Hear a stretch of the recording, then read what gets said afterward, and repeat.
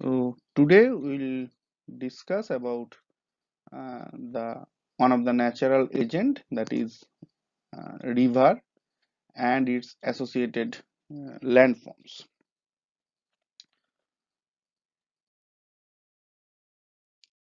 Now, the river associated landform means the work done by a naturally flowing water, and by the work done during its course, during its journey by that naturally flowing water. Uh, it acts variously on the country rocks, or it acts variously on the surrounding rocks over which it flows, and erosion, deposition, uh, and for that the running water forms some kinds of features, some kinds of morphologies, which we will study under this heading, and which are known as fluvial landforms. So obviously the environment uh, which is governed by the running water, that environment is known as fluvial environment. And in most of the places of the world, this fluvial environment is the most dominant or most prevalent environment found in almost all the areas of the world, except in the higher altitudes polar regions. That means those areas in which water is basically uh, formed ice, water solidified because of the excessive cold temperature. Except those areas, in almost all uh, places of the earth, in any magnitude, uh, the activity of running water or the activity of streams or rivers are found, and thereby they formed some kinds of morphologies. Now the first question comes, where did streams or rivers get these immense amount of water? Simple answer, you may all know that the or rivers, it firstly the snow cover, that is from the high altitude frigid regions, that is from the glaciers or ice.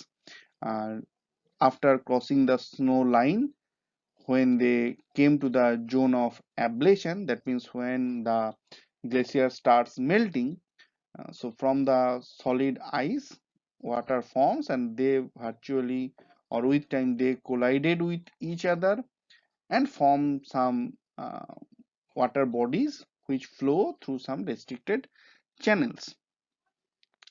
Second source of water is the rainfall, that is the one kind of precipitation forms from the cloud when rain occurs. Firstly, the raindrops fallen over the ground surface. When rainfall is excessive amount, then the excessive rain which does not go beyond the surface, that is which does not penetrating to the underground, that rainwater flows over the surface as overland flow, and successively they form some channels by over which the running water flows. The third source of rivers or streams is the groundwater. Sometimes some uh, rivers gain their water from the groundwater table. Uh, I will come to later about the about what is groundwater. And lastly, the glaciers. The here glacier means that portion of the earth which is permanently covered with snow. So the difference between snow in mountain region and the difference between glacier is, it is permanently, glacier is permanently covered with snow, whereas snowfall, as you heard that sometimes in the high altitude regions, during the winter only snowfall is observed. So those portion in which year around um, snow cover is not found. And here in case of glacier, I mean to say that is those portions of the earth which is uh, throughout the entire year covered by the snows, covered by the ice. So these are the four sources from which a river or stream gets its water.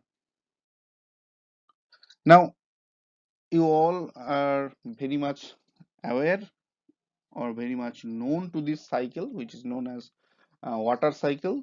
Um, so water first evaporates from the water body of the earth surface, that is from the oceans and lakes or rivers, and also water goes to the atmosphere by the evapotranspiration process, mainly from the plants. So all these evaporated water forms goes to the atmosphere.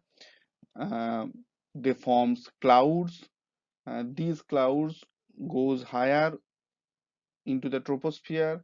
They condenses and moves towards the cooler part, that is towards the land part, where more condensation occur, and from that condensation rain droplets are formed. When successive or several raindrops droplets join together, they becomes much heavier and they fall on the earth surface.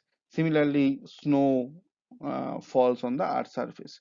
This precipitated uh, water in forms of liquid water or in forms of snow, they fall over the uh, land surface, over the oceans, and also over the mountains. So again, they uh, melt, the ices melt, or the rivers which, or the water which falls over the mountains, they are channelized through some narrow valleys, and where the all the precipitated rainwater they accumulated and form some channels of flowing water, that is the rivers, and ultimately they merged with the large body or large reservoir of natural water, that is ocean or sometimes lakes.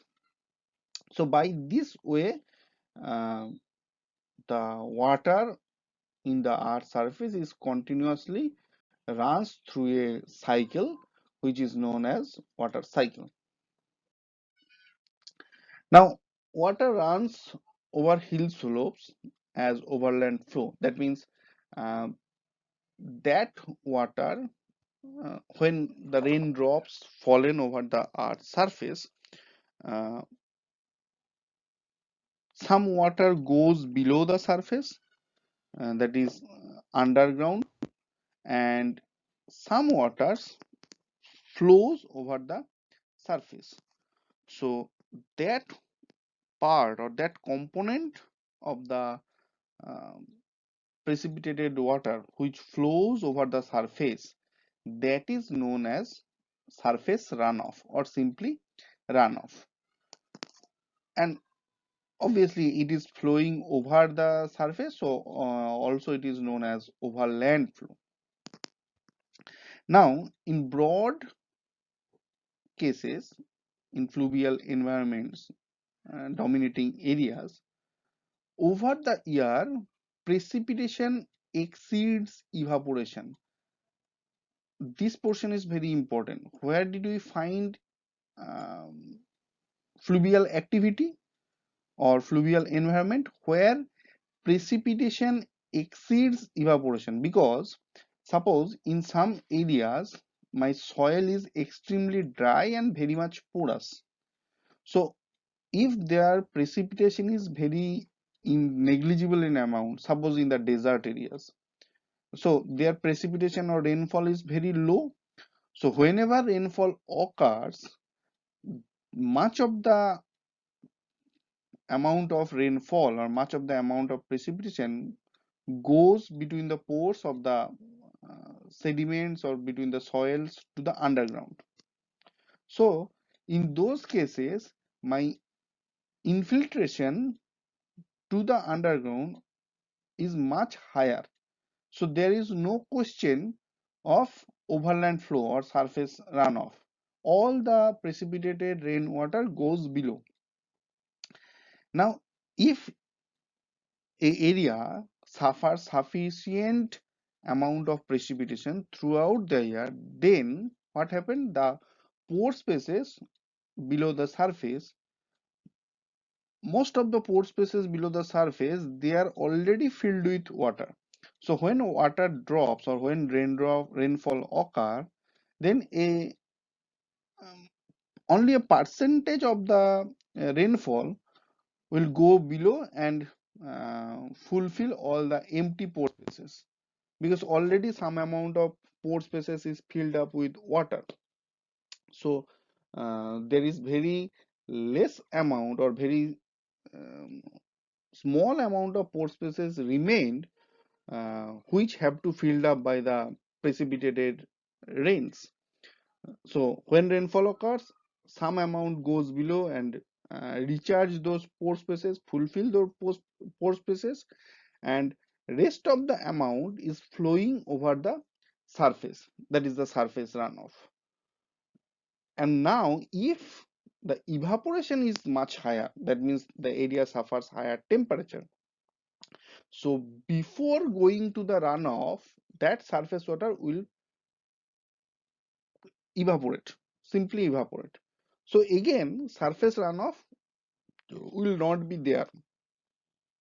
So for getting surface runoff, for getting flow over the land surface, it was required that the area suffers higher precipitation, and also evaporation rate will be less compared to the precipitation rate.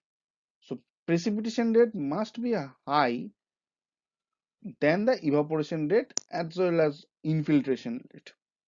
So those areas must be the tropical, subtropical areas. Also in the polar areas where there is permanent ice, that means here precipitation occur, but as the condition is much cooler, the precipitation occurs in form of ice crystals, that is solid form of water. So in this cooler temperature, although precipitation may be much higher than evapotranspiration or infiltration within the ground surface, but due to the lower temperature, that precipitated ice crystals does not melt at all. So no question of flowing of liquid water over the surface.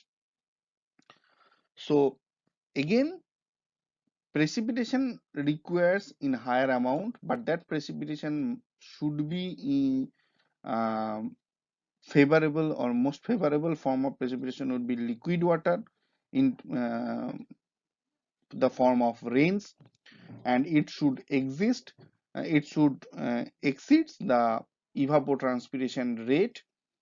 And if the precipitation occurs in the form of ice crystals, then they must occur in the temperate region so that those ice crystals can melt and form some surface runoff, form liquid water. Now, runoff is not produced evenly throughout the water. Well, that is the obvious reason, because we observe different seasons throughout the entire year. In some seasons they are extremely hot, in some seasons they are cold, and along with the intermittent rainy seasons. So throughout the year, uh, an area suffers different rates of precipitation as well as different rates of evaporation also. So due to the different rates of precipitation throughout the entire year, throughout different seasons, definitely all the relative related things, that is infiltration, evapotranspiration, surface runoff, they will also vary, and they show a systematic pattern with changing seasonal condition. So that is why we get um, very low amount of water in the rivers during the summer and winter season, whereas river is almost full of water uh, in in the case of monsoon, in the time of rainy seasons. Now there are three types of uh, rivers, or three types of channelized flows, or three types of streams found in the nature. The first kind, that is the perennial streams, these are found mostly in humid climates flow. So those rivers in which water is found in all the times, in all the seasons of the year, those rivers are called perennial streams. That is, mind it is not annual, it is perennial, ENNIAL. Secondly, in some areas it was found that water is not flowing throughout the entire year. That means the flow is restricted, um, flowing over the channels. That means throughout the entire year, only in few days or only in few months, we found the surface runoff or flows over those channels. And these rivers are called intermittent rivers. And for intermittent river, keeping in mind that there should be at least 1 month of flow over those channelized portions as surface runoff. And the last type, that is the ephemeral streams. These are extremely common in arid environments, that is mostly in the uh, wind dominated dry environments, or you may say desert environments, where the rate of evapotranspiration is extremely high compared to the rate of precipitation. So in those cases, flow are extremely occasional, only few days or few weeks of the entire year, and in other times of the year, the area remains extremely dry. So in those areas, those sudden outburst of clouds, when they pour rainfalls over the land surface, they form some occasional streams. So mostly in these arid regions, in these deserts, there was no permanent channels over which the surface runoff is flowing. That means there is no permanent channels for rivers or streams.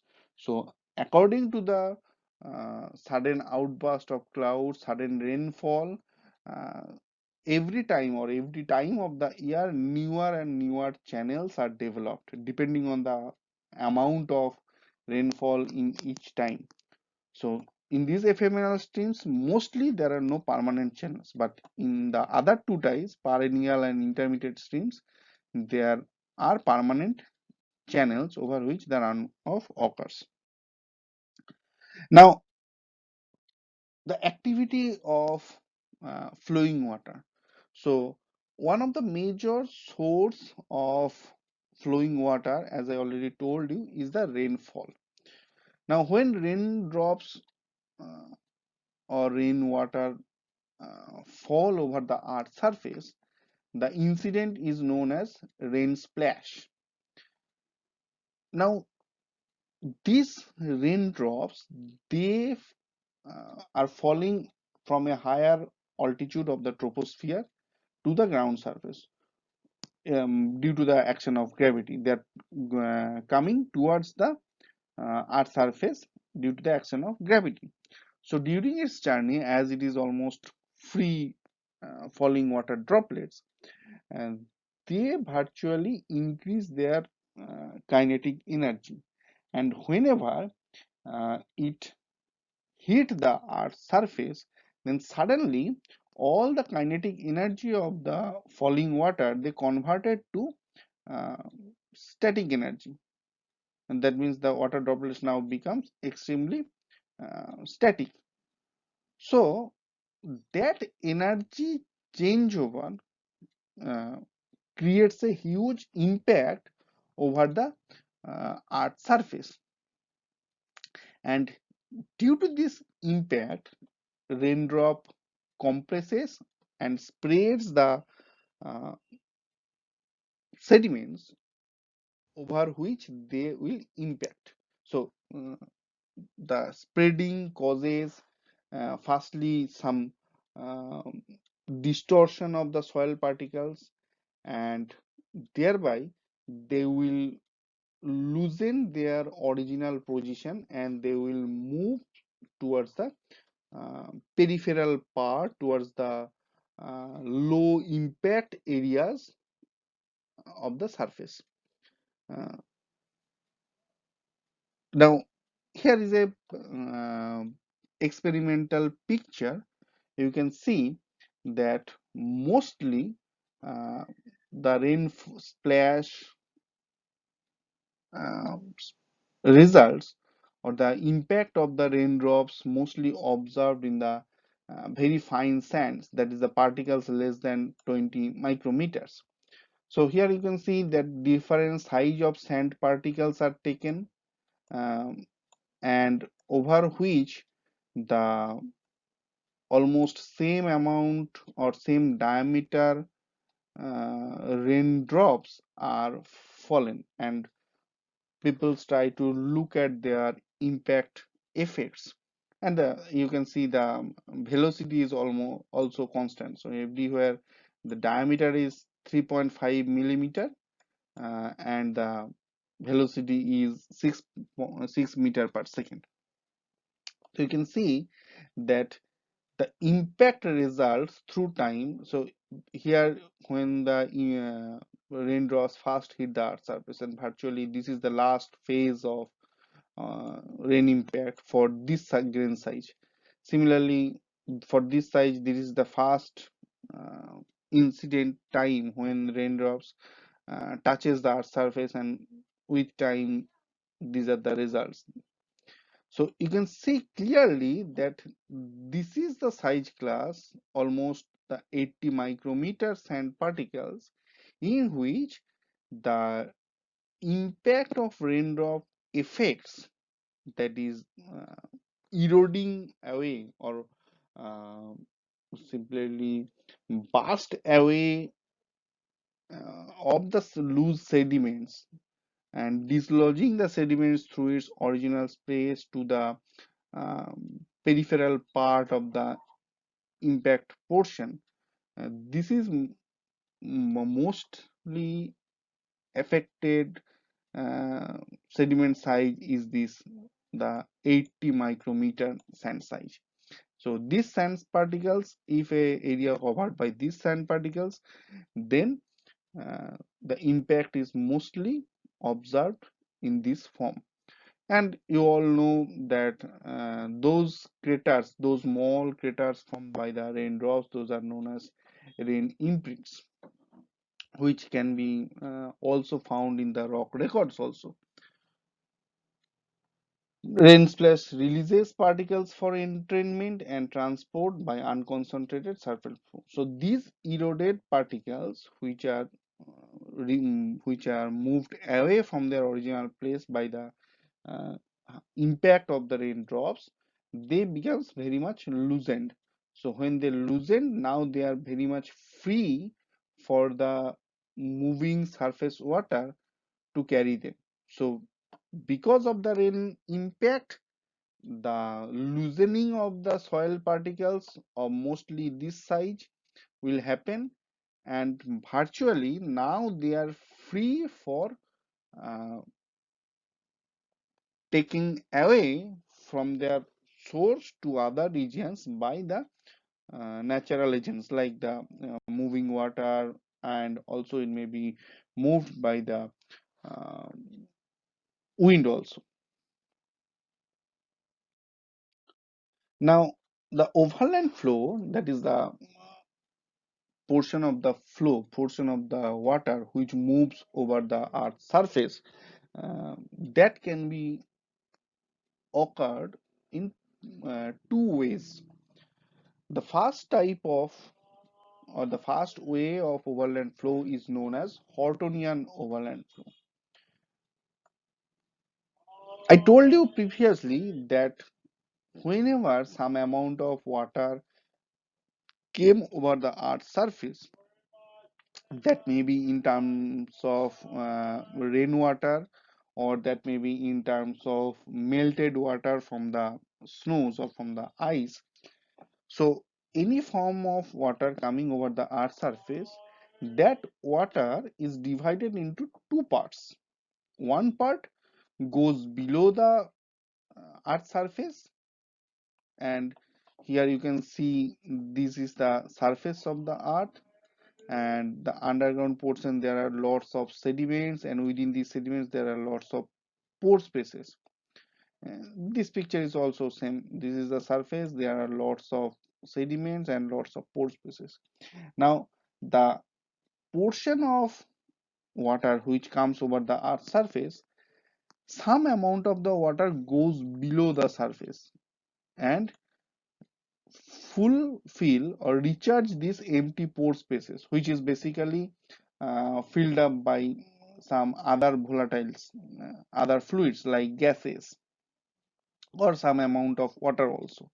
But when raindrops occur, these pore spaces are started filling with the precipitated water. That portion is known as infiltration. That is that portion of um, surface water which goes below and recharge the subsurface or underground pore spaces.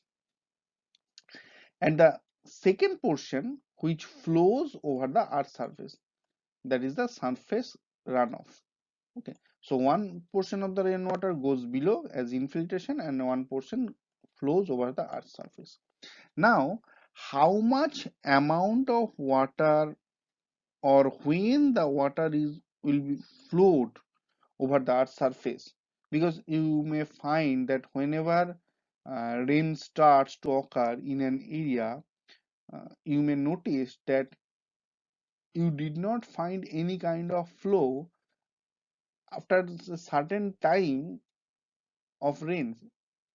So after a certain time of rainfall, you may observe that the area suffers uh, some moving waters, that is water is moving over the earth's surface laterally.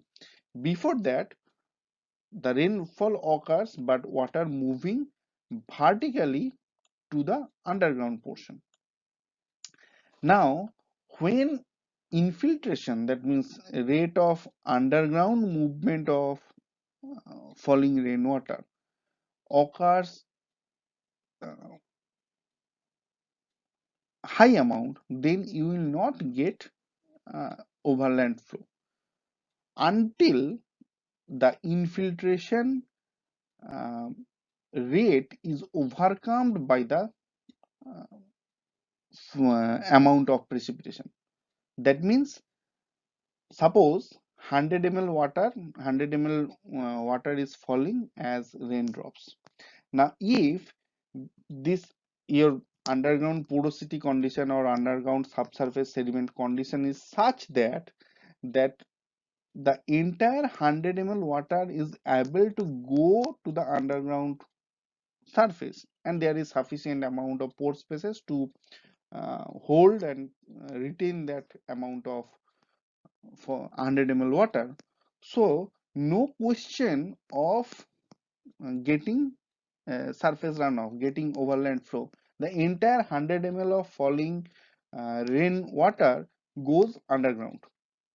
But if your surface condition, your soil condition or your sediment condition is such that 100 ml water is falling as rainfall, but due to the subsurface condition, that 100 ml water cannot go entirely uh, to the subsurface. So infiltration occurs, but infiltration is lower in amount. Okay, so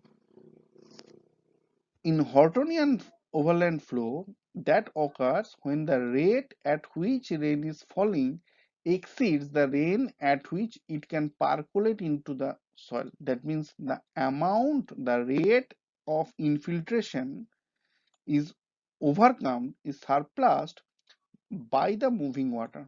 That means the subsurface condition was not able to incorporate the entire amount of falling rainwater. Okay, so what will be my the soil status, or what will be my the sediment condition?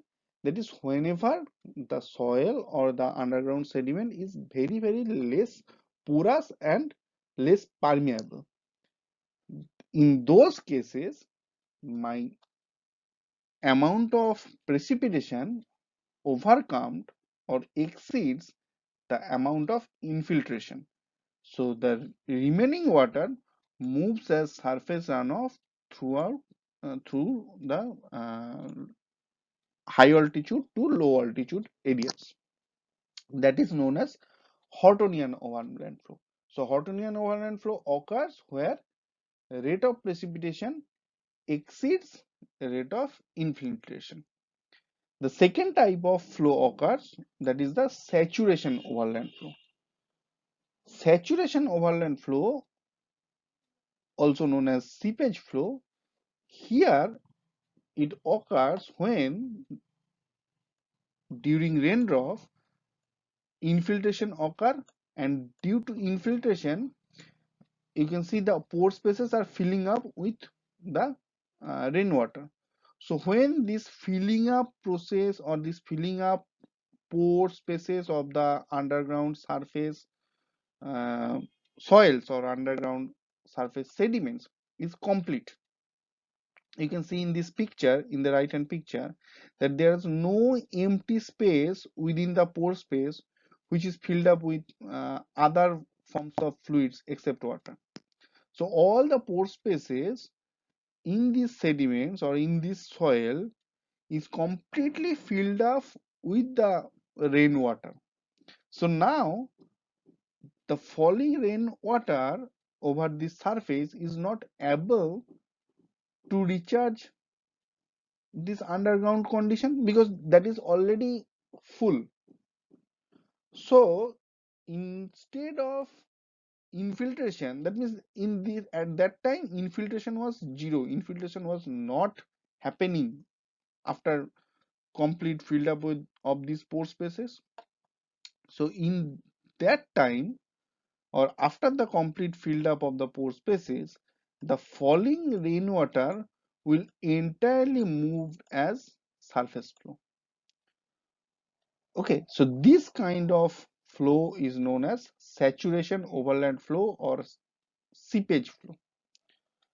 So again, I am repeating two conditions. In the first case, you can see that the all the pore spaces of the subsurface is not completely filled up with water. But what happens that in this case, the rate of infiltration is surpassed, is exceeded by rate of precipitation. So the rate at which water goes below surpluses or exceeded by the rate at which precipitation occurs. So that amount of water which is surplused uh, by the rate of infiltration, that is moved as laterally as the uh, surface runoff.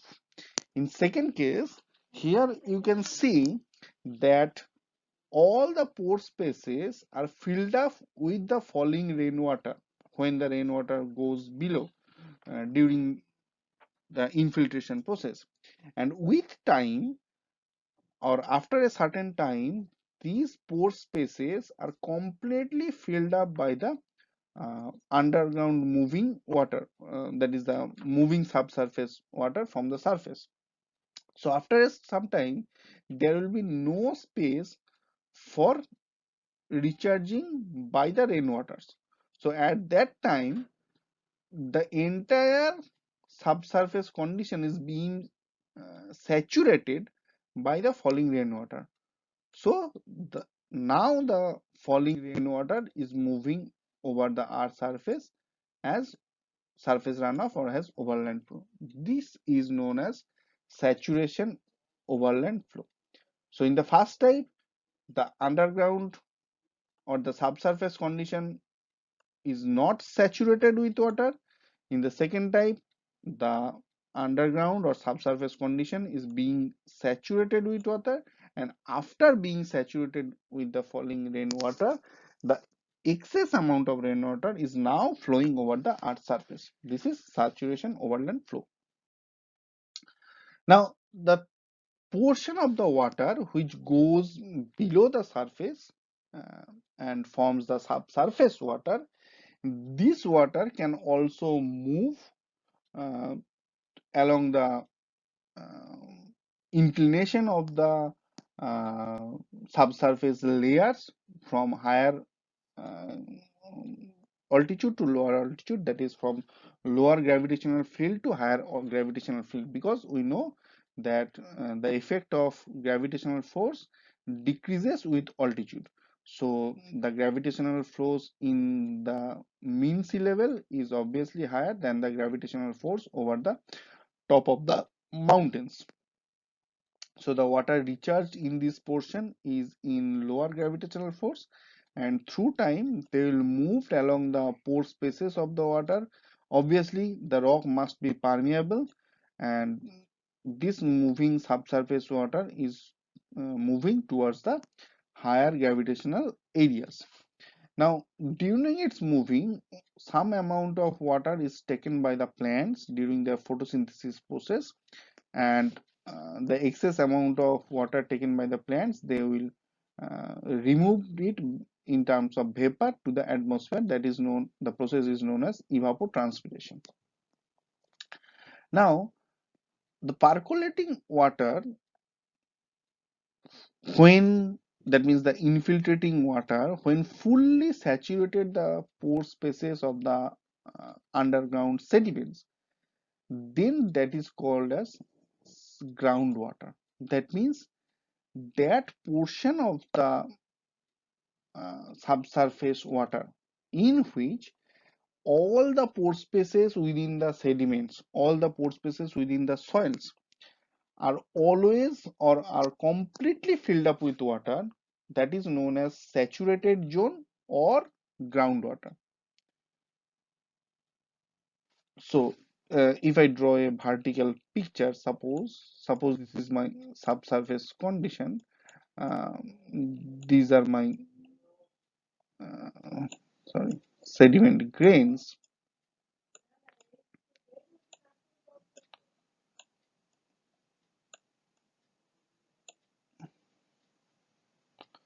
These are my sediment grains in the subsurface portion. Okay, so if suppose this portion, this horizontal, I draw a horizontal line, you may see uh, these pore spaces are completely filled up with water. So this portion here, you can see in this portion the pore spaces are completely filled up with water. So this portion is known as saturated zone. Saturated zone. Okay. Or you may call it zone of saturation, or we call it is the groundwater. That means the portion of subsurface in which all the pore spaces are completely filled up with water. And the above portion, you can see this portion here, the pore spaces are partially filled up with water or partially filled up with atmospheric gases. That means they are filled up with fluids. That fluid may be water, that fluid may be atmospheric gases. So this portion is known as zone of uh, uh, undersaturation.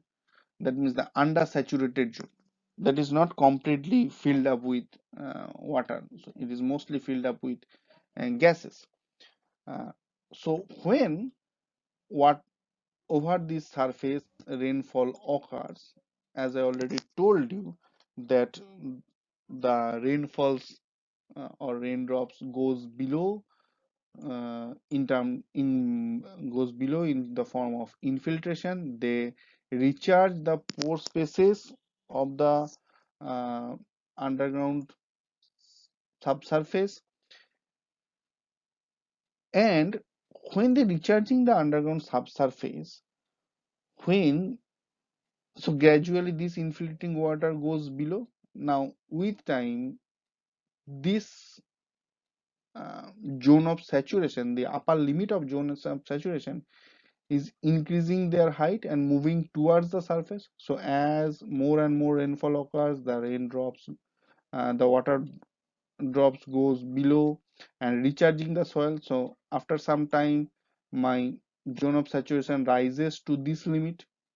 So zone of saturation coming more towards the earth's surface. So depending on the rainfall, depending on the amount of precipitation in the form of water, the zone of saturation in an area or the groundwater in an area, that will move up and down. When an area suffers extremely high amount of precipitation or during the monsoonal time, when there is much higher amount of precipitation, then zone of saturation is very close to the surface. In other case, when an area suffers extremely dry condition, that is mostly there is evapotranspiration loss is much higher than the precipitation, or during the summer season, then the zone of saturation goes much deeper from the surface. So you may see the upper limit of zone and saturation varies with place and varies with um, season, varies with temperature condition of the earth also, and also the precipitation rate, the balance between precipitation rate and evaporation rate of an area over the earth surface.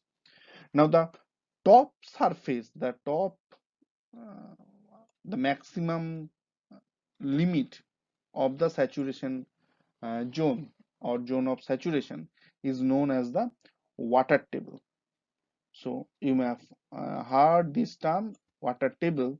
That means below this level, below this surface, the entire portion of the subsurface is completely filled up with water.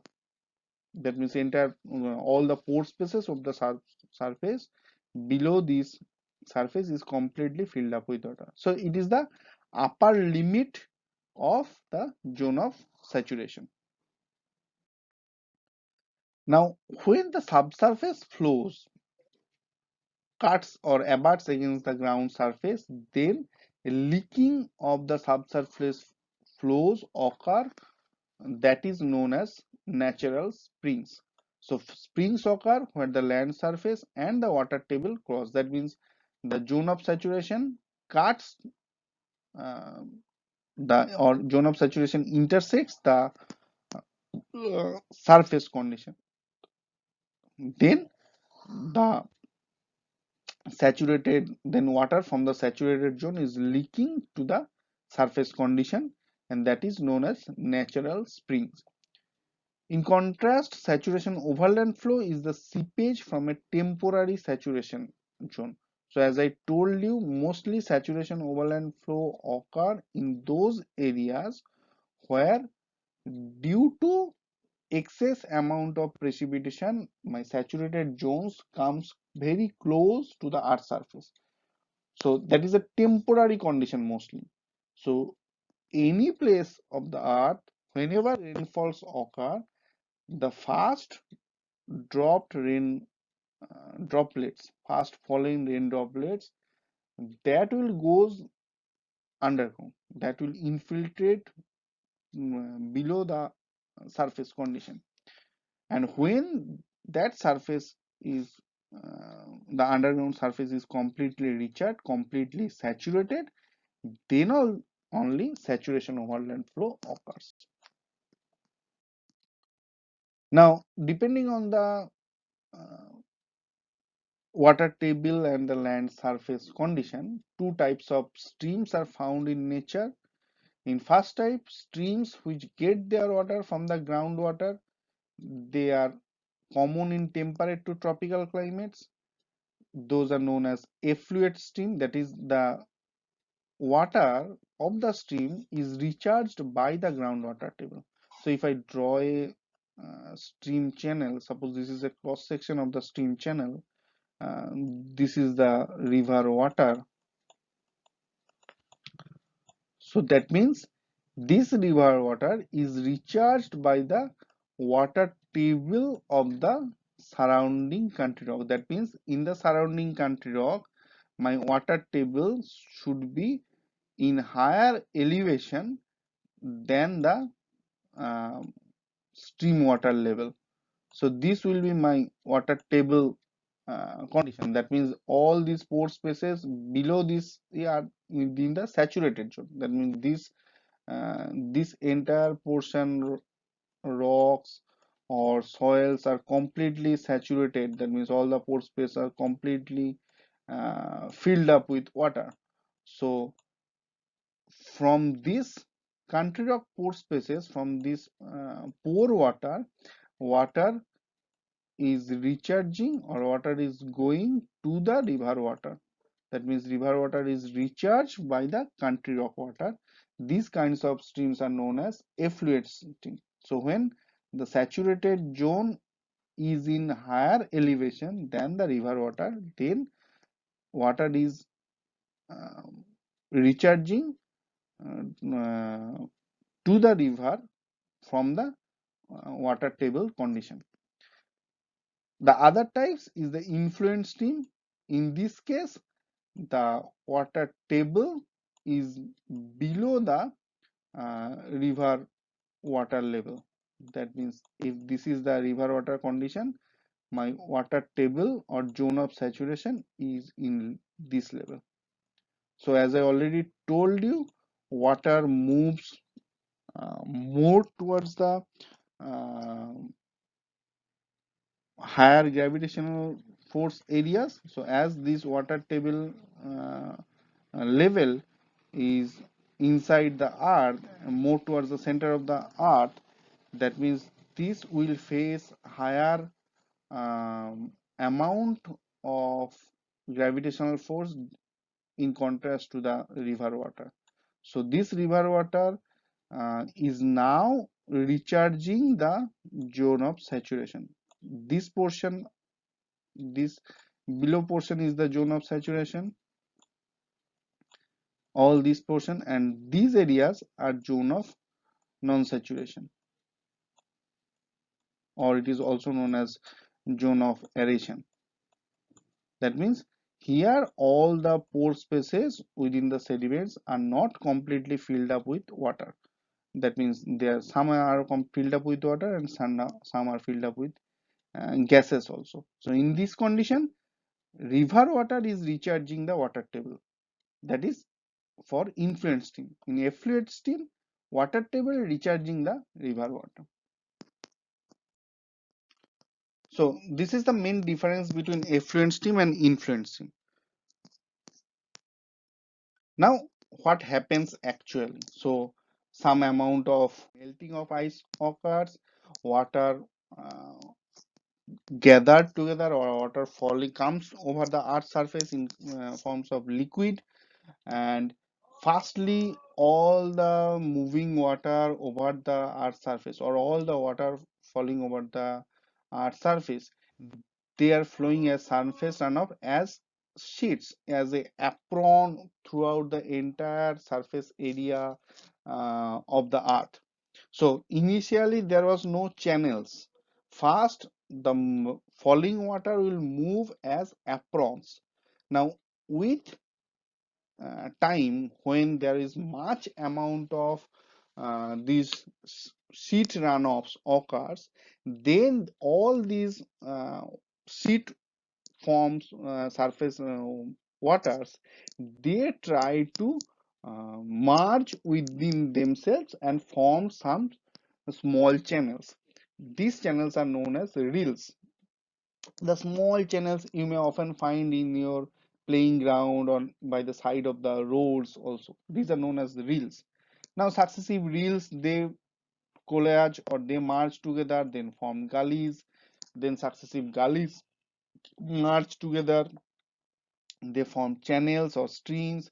And when successive streams merge together and form larger channelized flow, then it forms river.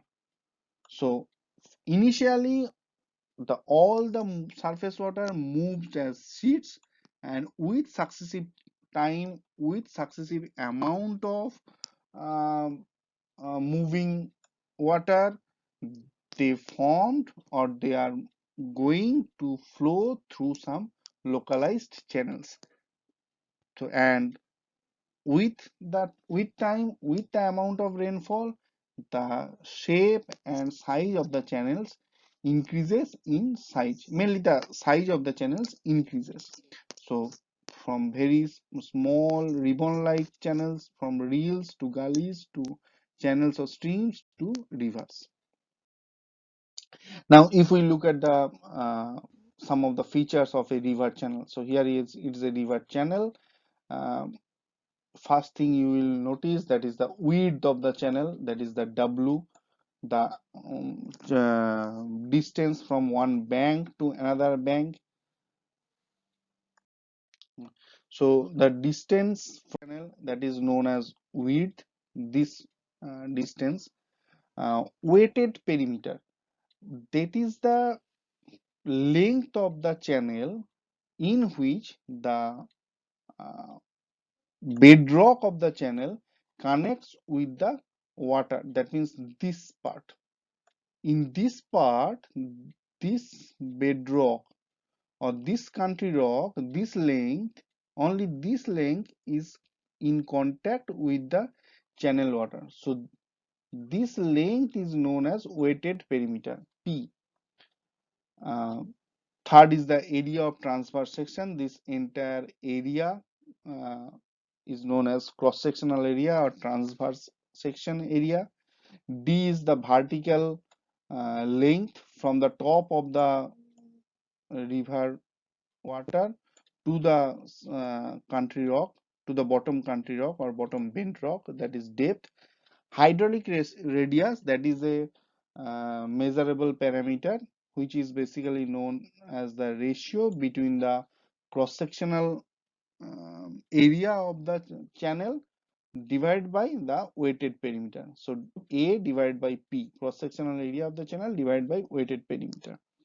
And last, S is the stream gradient, that is the here you can see, that is the channel slope or stream gradient, that is the rate of change in altitude um, per unit length. So here if this length is suppose the distance is suppose 1 kilometer and elevation change is only this much amount. So suppose this is in 100-meter altitude and this is in 50-meter altitude, these 2 points, that means the bedrock points, this point, this is the point over the bedrock, not the top of the flowing water, the bedrock points. If it is 100-meter and is 50-meter, then uh, through this measurable length, through this unit length, suppose it is 1 kilometer. So in 1 kilometer, the elevation change or elevation difference is only 50 meter. So your gradient will be 50 meter per 1 kilometer. Okay, so that is the slope or gradient. But in our structural geology classes, we measured in angle value mostly. So these are the measurable things for a flowing water body through some channels. Now, the uh, area which suffers a constant flow of water almost to the entire um, year around, that flow is known as steady uniform flow. So a river which suffers almost a steady rate of flowing water throughout the entire year span, that is known as steady uniform flow. But occasionally these areas may suffer excessive flow of water during the time of flood. The amount of water which is moving over the river channels or moving over the streams through one particular point in some particular unit time, in some particular time, that amount is known as river discharge or stream discharge. So basically this is the um, amount of water passing over a fixed area, or that may be passing over a fixed point in some unit time, in some particular time. So that amount of water is known as stream discharge or river discharge. And this moving water, that means the discharge over a particular point, depends on few factors. Firstly, it depends on the velocity of the moving water. Second, the gradient of the channel, that means the slope of the channel. Third is the viscosity of the moving water. And fourth is the channel roughness, that means how means smooth or rough the channel is. So depending on the four factors, the discharge over the uh, discharge over a certain point depends. And so first one is the velocity. Obviously velocity will depend on the supply of water, that is the amount of water. Second is the uh, viscosity of the medium. Third is the roughness of the medium. And fourth is the uh, uh, channel condition, that means channel depth or channel width, uh, by which the gradient is also related. Okay, now in a river, when the river channel is completely filled up with water, that means it is the maximum volume of water a river channel can hold, can, that means the maximum volume of water which can flow through a river channel. Excess this amount, if some more amount of water added, then river flooded over the banks, that means floods occur. So the maximum amount of water, maximum volume of water that a river channel can hold and move through its channels, that is known as bankful discharge. So flood will occur only when the amount of water surpluses or exceeds the bankful discharge. Now, the flow types can be defined in terms of some measurable parameters. The first one is the Reynolds number, which is uh, given by the, or which is proposed by the English scientist and engineer Osborne Reynolds to predict the type of flow. That means whether the flow is laminar flow or turbulent flow. In turbulent flow, in laminar flow, you know that the uh, all the uh, flows, all the waters in the channels, they moved as thin layers um, throughout the channel, and they never mixed up, that is they never uh, moves ups and downs and mixed up with other um, thin layers. So this is known as laminar flow.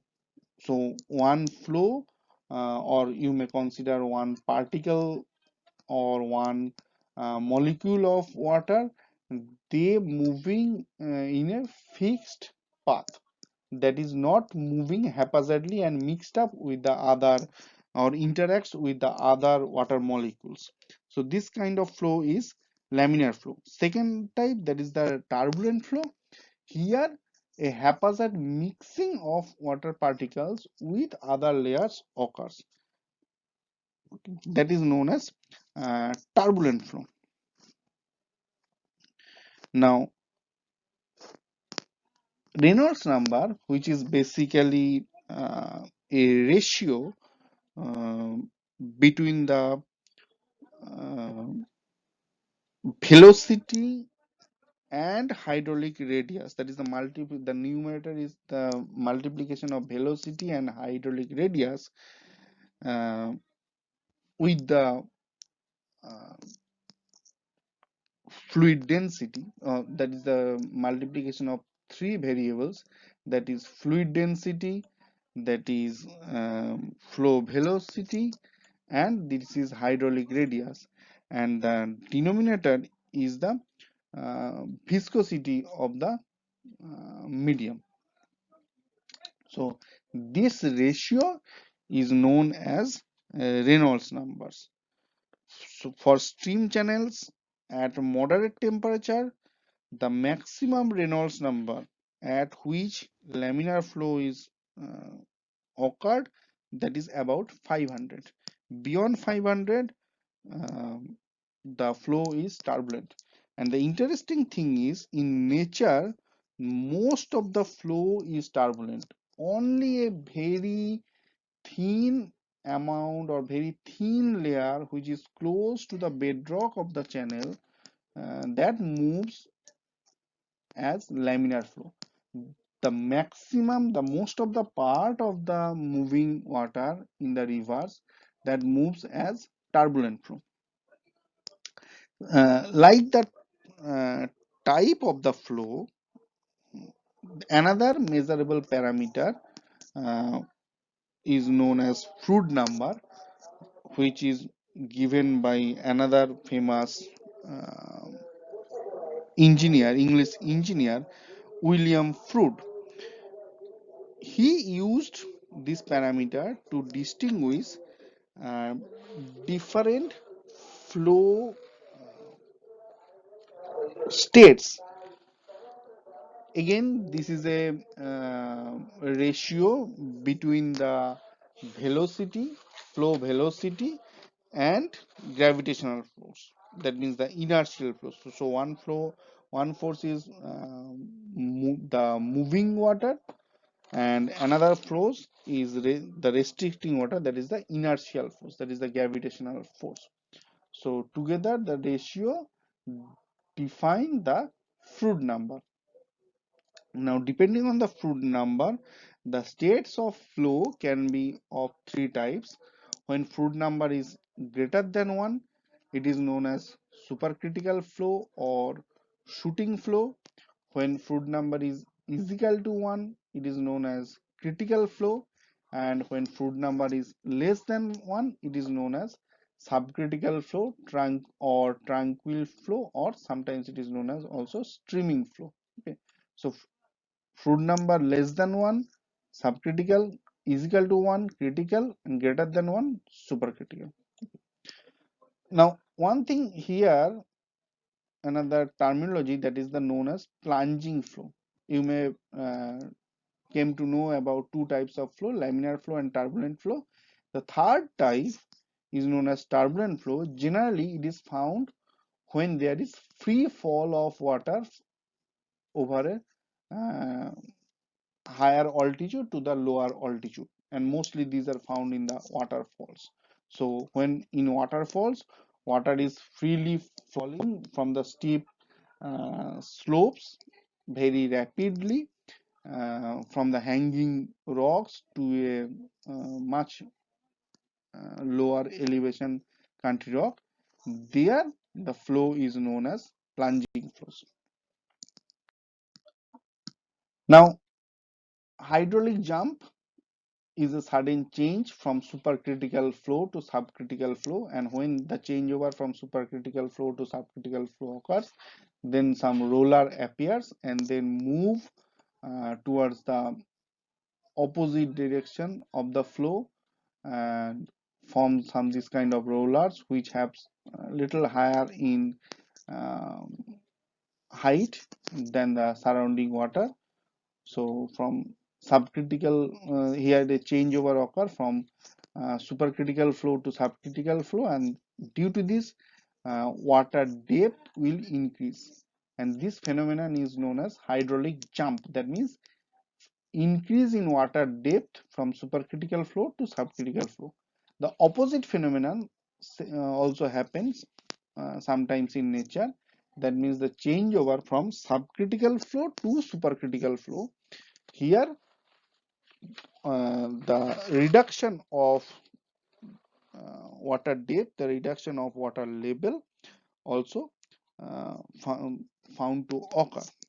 That is known as this phenomenon. Here you can see in this picture the changeover from subcritical flow to supercritical flow, uh, and the lowering in water depth. This is known as hydraulic drop. Now, flow velocity in streams or rivers is affected, as I already told you, by the slope or gradient, bed roughness, the amount of water passing through a certain point or a certain area, and the cross-sectional area of the channel. Now, a famous scientist, basically a French hydraulic engineer, Anthony de Chesi, he tried to calculate the velocity within a channel in terms of hydraulic radius and channel gradient. What is hydraulic radius? As I already told you, hydraulic radius is a ratio between the cross-sectional area of the channel divided by the weighted perimeter. So Chesi first equated the flow velocity within a channel in terms of hydraulic radius and channel gradient, and he formulated a formula, that is the flow velocity, or V bar, that indicates the mean flow velocity, which is uh, a function, or which is equated by uh, C root over R S, where this S is the gradient or slope, R is the hydraulic radius, and this C is the Chesi coefficient, which is depending on the gravitational and frictional forces on that point or on that area. So the gravitational and frictional forces over a certain point or certain area is constant. Only thing is changing with time, that is the hydraulic radius and the gradient. So mainly these two factors are directly influencing the mean flow velocity of the channel, and this is first formulated or first equated by the French